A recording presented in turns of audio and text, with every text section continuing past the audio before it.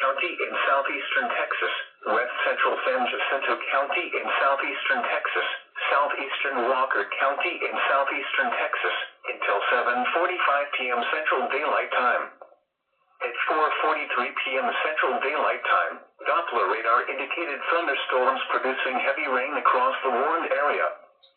Between 2 and 3 inches of rain have fallen.